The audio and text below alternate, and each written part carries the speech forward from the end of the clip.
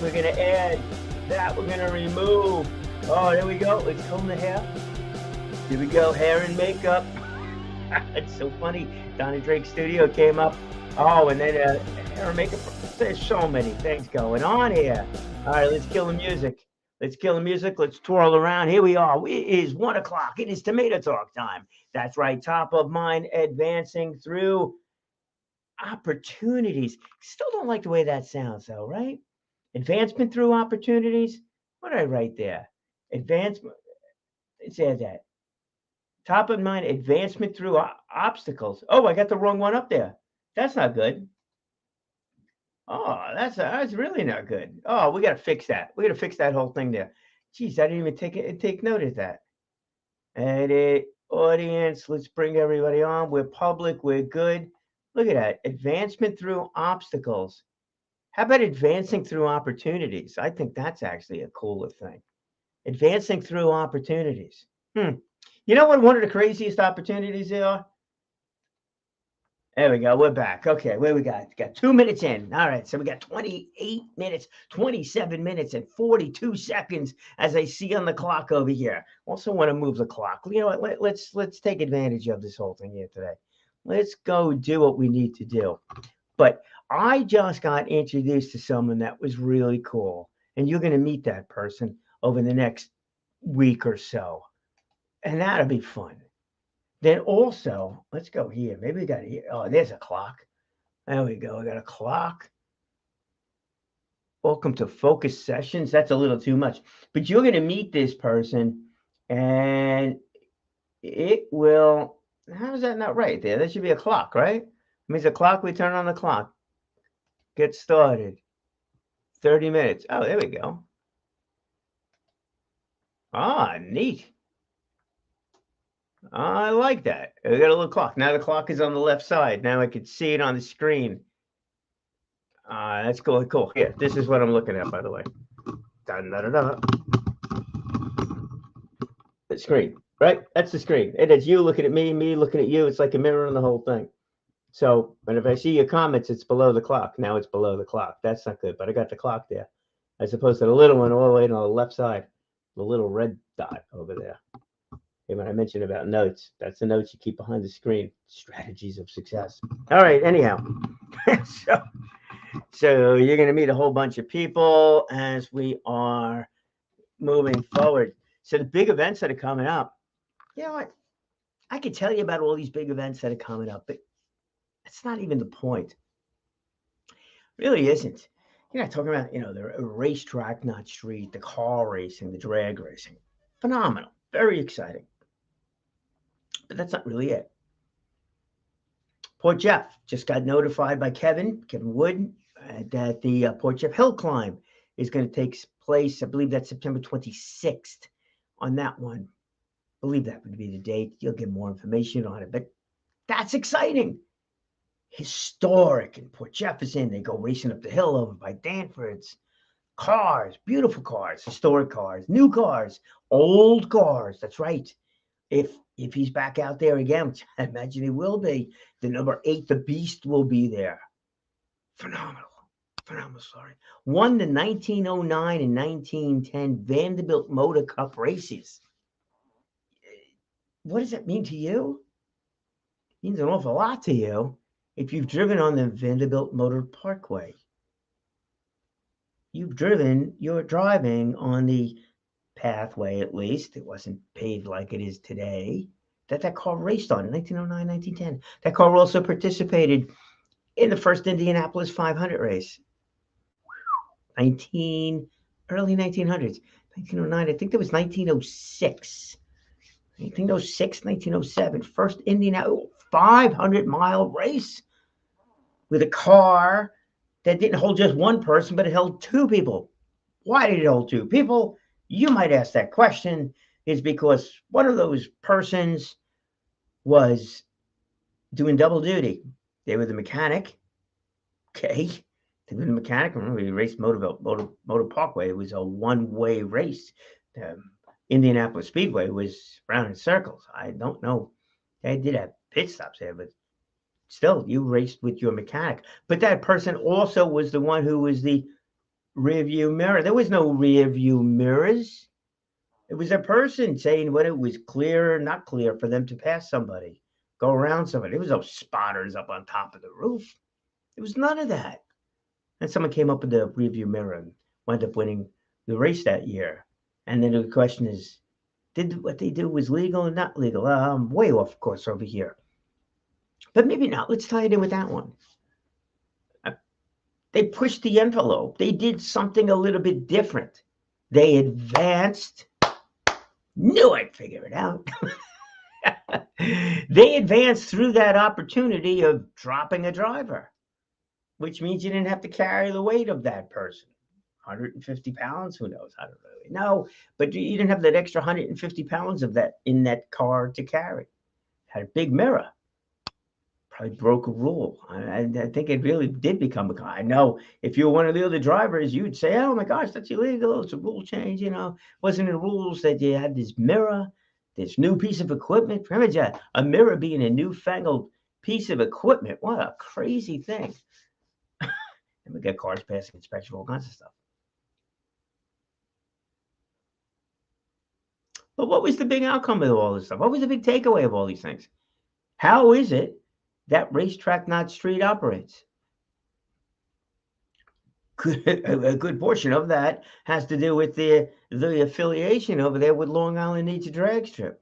All those people, all those volunteers, all those folks, all those staff members you see wearing the shirts that are out there that are supporting the effort. And then the spectators that come down, it supports the whole thing. And the drivers and the crew and their family that are working on these cars over during the week to get out there and race the car for those 8, 10, 12 seconds, whatever it is to go down the track. And then wait another hour to go, but they love it. Love that stuff. And then all those people are meeting in the pit area. They're waiting in the staging area and they're waiting to go. But the Port Jeff Hill climb, is it the race up the hill? That's the whole big thing? From what I saw last year, yes, it's exciting to watch that. But talking to the people and seeing who supports everything, that's really the key to it. And that has been such an exciting part of this whole thing.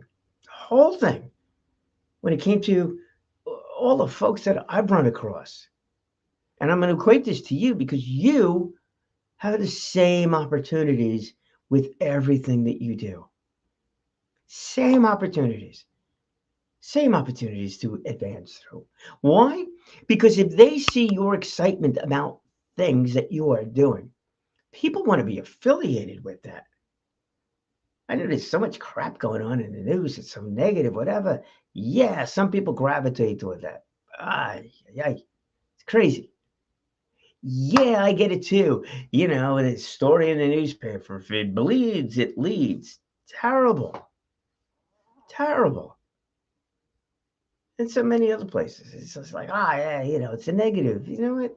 Nah, it's wrong. Even TV for the last, decade seems to be going downhill. It's always negative. It's always so confrontational, and everything. Just off. Just really off. But that's not the world I like to live in. I bet it's not the world you want to live in either. It's that world of opportunities. That's it. So those folks that see your excitement with those things that you are doing, they're going to gravitate to that. Will you maybe get more followers, more likes, more folks looking to see what you're doing? if you are, find a better spot for that. There we go. And hey, guys, I had the clock blocking you there. What did I do with the clock? I think I lost the clock. Well, that was an idea that worked. It didn't work. But if your folks, your friends, your family, associates, those folks that don't even know you on social media, that want to get to know you, why do you want them to get to know you? Because you want to push on all the negative crap and just get followers and likes and comments just for the sake of it? Why? Why? Maybe if you've got advertisers that like that crowd and the rest of that stuff, maybe there's something there for that. But my bet, my guess, my thought is that that's not the case. Not with you. Not with you. Not with you. So it's not about the event. It's not about the racing. Gosh, don't tell Pete that. But it's not. It's not about watching those cars go up the hill in Port Jeff at the hill climb. Don't tell that to Kevin. It's not about those concerts that we go to in the bands. Yikes. It's not about those speakers. I might as well throw that in too. It's not about these motivational speakers and stuff like that. You go to like these Tony Robbins things, right? And I've never been to one. But you go to something like that, even the Toastmasters. I've been to a Toastmaster thing. It's not the event per se. It's what the catalyst of that event is. See, when all those people show up at a Tony Robbins thing, those are all people looking to improve themselves. That's phenomenal. Who do you want to affiliate with? When all those people show up at a Toastmasters conference, all those people want to improve their public speaking, their leadership skills, their communication skills. That's phenomenal. That's the crowd I want to be in. When all those folks show up at the racetrack to race their cars, to be in the pit area, to enjoy a day out, well, those that are there in my aspect of it, that are looking to show people that the world is full of opportunities, that the world can be better, that you can always improve upon yourself, that have those stories of, man, I was going through stuff and then this is what I was able to do. There's one guy in particular that so comes to mind. Might be a sponsor, not sure, but whatever, that I've run across, and I've run across because of this. Actually, he came to one of the high school career days, all right? When I spoke to him, he said, oh, yeah, absolutely. And the question was, why did he go to a career day? Was it the career day itself? Did he graduate from that school? Nah, that wasn't it. Was it to speak to the students? Yes. But it was the why to speak to the students. That's why he was there. And what I found from learning and speaking with him is that he went through a whole bunch of stuff. Make up your own backstory on this one, but it was some significant stuff that he went through, and came out on the other side of it, the positive side of it. And now he's in all of his glory because of what he's been able to accomplish. And he did not do it alone. But when he talks about that, who do you think's following him? Who do you think's supporting him? Others that are there and that are proud of what he have accomplished, but are also motivated by what he's done. The surrounding community of him is a good, positive one. The surrounding community of those that are at these racing facilities that are doing that want to be out there, want to be with people that are enjoying themselves. Hey, you know what? If you're just going there for the entertainment, that's all well and good. You're going there to go interact with others that are looking to help other people continue to move forward. In that case, move forward as quickly as humanly possible down that eighth of a mile track. Man, that is great. See, I have found that all of these things, all of these events, and everything that you're going to see me talk about, that maybe I'll have a guest on to talk about, that some event that's going on, it's not just the event. It's what it represents. It's the people that are affiliated with it. And in many cases, it's the spectators, the participants that are there, that are enjoying that event also. 100% of the time, Well, 100% of the time of something that I'm talking about, yes, I'll go with that. Will I make a mistake along the way? Probably. That's reality. As that goes. But I can tell you the intention is to share anything with you that I think is a real positive thing that's going to bring a bunch of positive people along with it. I don't want to go down the path over here of this way too much, negativity that is out there at this time. Just not interested. You know, Play within the rules without a doubt. Do that whole thing. You have an opinion that's different. Oh, well and good. You know what? That's fine. That's fine. But to be involved with something because of the people that are surrounding it, that's the greatest thing. All right, so let's get back to really, what's going on. Is that I just got a message, actually, we were just a few minutes before going on over here from somebody that's interested in supporting the schools participating at the racetrack. Great that the schools are participating. Yeah, of course it is. It definitely is.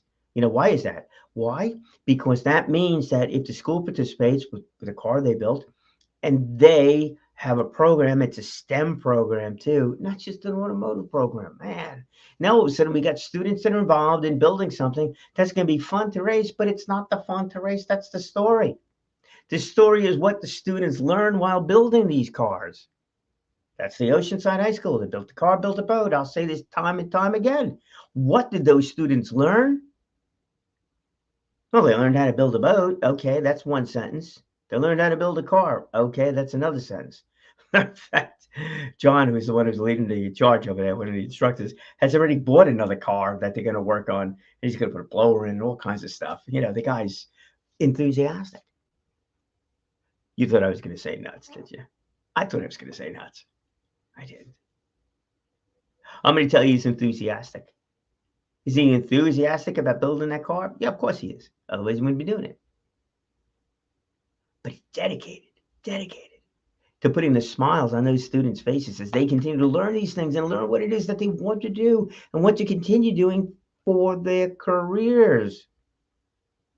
Gentlemen, I met at the Oceanside Cars show that they did was one of them, not with the current instructor because my age bracket, so it goes back a bit. But he had a choice. He was in that program. It was an automotive program at the time, not STEM. And he has gone on to have a successful automotive career to the point where he put a 6-car garage in his house. He was that dedicated. He learned that much. It impacted him that much. That's the story. That's the story. Not so much the car. That's the story. Spoke to somebody at one of the car shows. Same kind of thing. Here's what I did in high school. Boom. Wound up in an aerospace career from a high school program. Was he building planes in high school? No, but he was in that world. He was in that world of building things. And he knew at a young age he was going to be building either cars or planes. And there you go. He got a successful career out of it. So that racetrack, that's to me what it really represents. It's fun out there, looking forward to it. But I think it represents a lot with our future, with our students, future careers and things like that. But not only that, it also represents tourism and it represents a local economic benefit that goes along with it. That's another story to be told on another day. But here's the point. Would I have met John, the instructor? Would I have met that gentleman at the car show? Would I have even been at the car show? Don't think so. Would I have been able to interact with, hey, Mike, nice you to join us. Doug, Karen? Would I have been able to interact with so many of the folks doing these radio shows? That was the last one there, by the way. I mean, I've been on a number of different shows or arranged to have people on a number of different radio programs that are participating in this whole thing. And is it just about the radio program? No, man, it's about that message going out to everybody else. That's a long-term impact. It's tough to do a long-term impact and see what the benefit is. It's tough, but the only people who are going to do that are the ones that are dedicated and having a fun time along the way doing that. achieving their goals. That's the incredible part. All right. What happened today? Another conversation. Actually, the last couple of days has just been absolutely unbelievable. Yeah, it's a full court press now. To reach out to the press, to the media about the racing season, what's coming up, and they're all little pieces of it. Got opening day, August 20th. They're racing the buggies that night. I'm still not clear, man. I think it's either Dune buggies or it's Volkswagen buggies. But whatever, should be a lot of fun. Another night's the junior dragsters. That means we got the kids coming out, right? The 8 to 12, 15-year-olds, whatever they could fit in these junior dragsters. And this is not go-karts we're talking about over here. They're doing 50 miles an hour, ripping down the track. 8-year-old kids. It's like unbelievable. Unbelievable. Hey, even go-karts. Now, go-karts doing 50, you know what? That just sounds like a ball. As an adult, you do 50 on a highway. But in a dragster, it's just incredible. And they're taking instruction from really, really great. Really great. Super, super stuff. Then you have the Beat the Heat program, the police coming up. That's great. Now it's another audience too. All these different audiences are going to be there. And every one of these different audiences are there to enjoy themselves. But they all carry different stories along the way too. Every one of them. Every one of them. The junior dragsters, these kids are learning a lot. Oh, yeah, they're learning how to drive a car. I get that. They're learning how to take instructions, hand signals, things like that from the staff that's on the track. I fully get that. But what else are they learning? They're learning about time management because the car has to be ready when the car needs to be ready. They're learning about teamwork. They're gaining confidence along the way, too. It's not just racing the car. It's all the rest of that stuff that goes along with it. Maybe they're working on the car, maybe not. I don't know. 8 seems to me young, but I don't know. North Wilkesboro had their race. This is a modified race. I think the kid who won that race, won the race against adults. I mean, it was a modified race. There was no, you have to have a racing driver's license. This kid's too young to drive a street car. It's the craziest thing. He's 15 years old. 15 years old. I'll say that with a straight face, put on radio voice. North Wilkesboro Speedway. After a long hiatus there, too, that's another comeback story. Announces that a 15-year-old young gentleman won one of these modified races. And this is real race cars, real everything. Not toned down, not nothing, man. Full-blown stuff. Crazy. Exciting. Inspirational. I mean, I don't even think this kid, young driver, knew what to do with that microphone when they came over there to interview him. It's like, it's wild. He's never been in that position before. But what did he learn? I wish I could ask him directly. I could guess what he's learned. He's learned a whole lot of things about his ability to do what he can, when he can do it, take advantage of circumstances, and actually grow in confidence because look what he did. That is a permanent item on his resume. Phenomenal stuff. He learned about teamwork. He learned about preparation, even if he was unprepared to speak to the reporter in the end over there. I'm sure that was not what was top on his mind. Well, I'm going to be racing this car, and well, if I win, I need to thank. It's not like the Academy Awards where those folks come up there with their whole speech written out. It's just kind of sad in and of itself, too. I mean, these are actors, actresses. They communicate for a living. You think they would know what they're going to say if they get a microphone, which is what they do? Terrible. Man, for most of them, it's actually good they got it written down because in the ad-lib it, it's just not good. I find that funny. Another topic, another day. Not for now. Not for now. But for now, it's a matter of getting involved, being involved, doing these things where you meet just unbelievable people. All right, here's the last person I met today, and then we're at 25 minutes. And then, yeah, he definitely learned a lot about interviewing, right?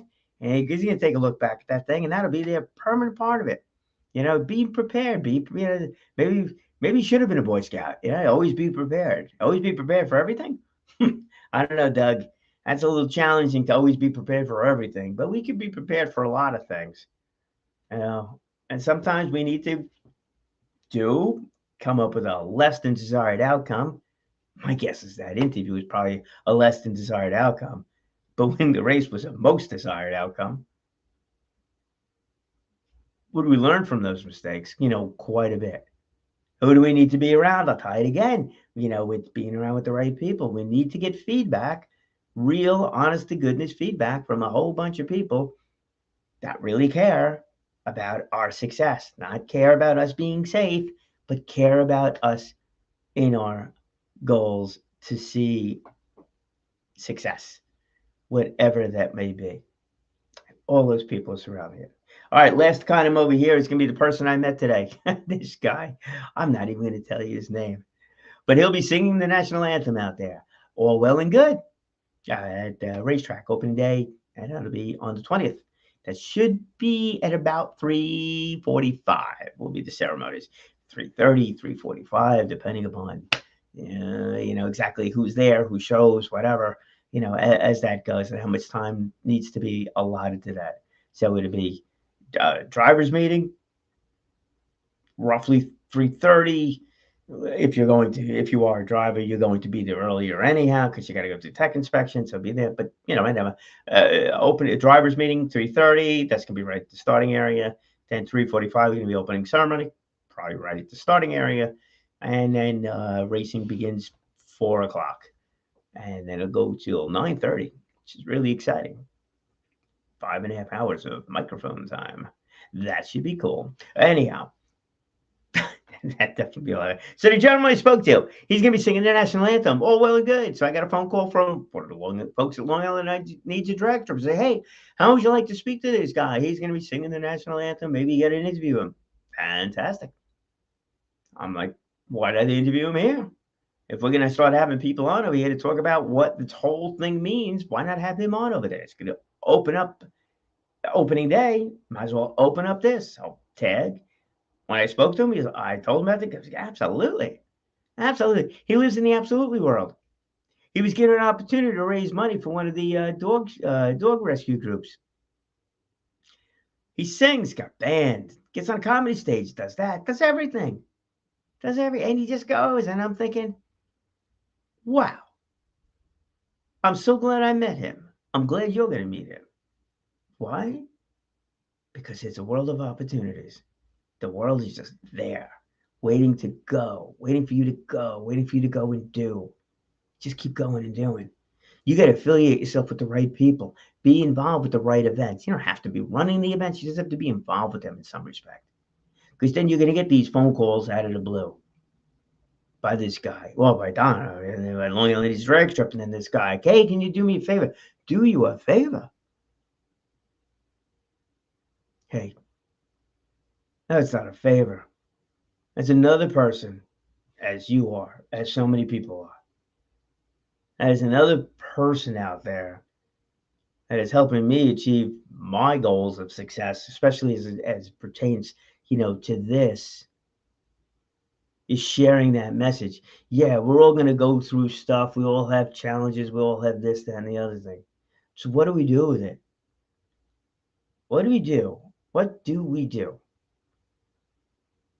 And the question is, or the answer is we move forward. We find some way to advance through those obstacles and turn those obstacles into opportunities. Maybe we should change the name of this, that. Turning obstacles to opportunities. 2. We can do so much more if we start focusing on that which is good and start solving the issues. Can't ignore them, but solving the issues that are in front of us in so many different ways. So many different ways. Yeah. Used to be in school, right? You had that guns and butter argument, right? What do? You spend more money, guns and butter. Yeah, right. You spend more money on guns, you have less money for butter. Well, if we had spend less on guns, we'd have more money for butter. Well, if we spend more time on the good and less on the bad, it'd be a better place. Pretty much that simple. We just need to do it. We need to do it. It's up to you. You can do it. Hang out with the right people. That's all it is. That's a great starting place. Absolutely great starting place. What's another starting place? All right, guys, here it is. Next thing to do, besides being with the right people, you, my friends, are the right people, is to speak well. Speak often and live inspired because you will inspire others to do exactly the same thing. Just make it happen. All right.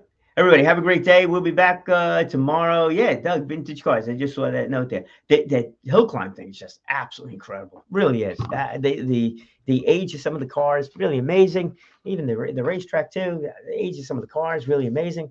Yeah, you see a lot more about that. We're going to start sharing photos again one more time too. All right. Anyhow, time to go. Got a bunch of little things and got a radio show to coordinate here now too. Yeah, it's all good. All right, my friends. Thanks. Take care. So long. Be well, and enjoy a tomato every once in a while. It's good for the soul. A little bit of music. Ba, ba, ba, ba.